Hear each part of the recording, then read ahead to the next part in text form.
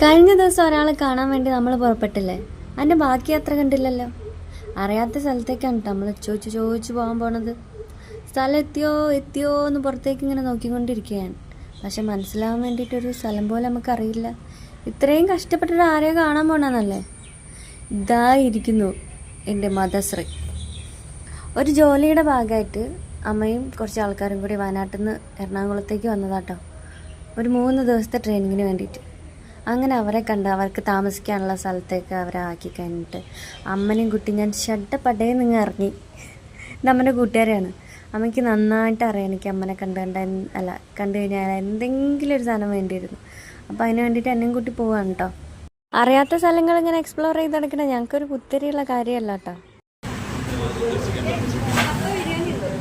കപ്പ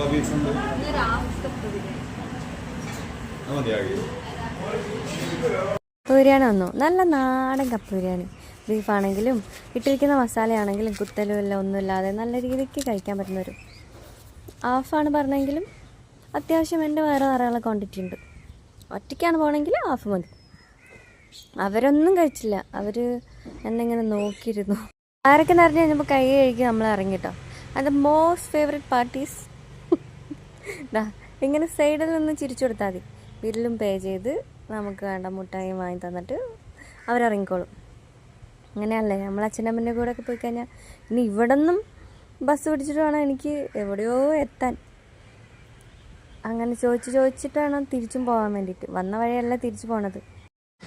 ഇങ്ങനെ ഒറ്റയ്ക്ക് വരാനും പോകാനൊക്കെയുള്ള ധൈര്യം എനിക്ക് വന്ന എൻ്റെ അമ്മ കേട്ടോ. പോകുന്ന സമയത്ത് വെറും 50 രൂപ എൻ്റെ കയ്യിലുണ്ടായിരുന്നുള്ളൂ. തിരിച്ചു വരുമ്പോൾ കൈ നിറയെ പണവും വയറ് നിറച്ചും ഭക്ഷണവും. അതാണ് നമ്മളെ പാരൻസിൻ്റെ ഗ്യാരണ്ടി.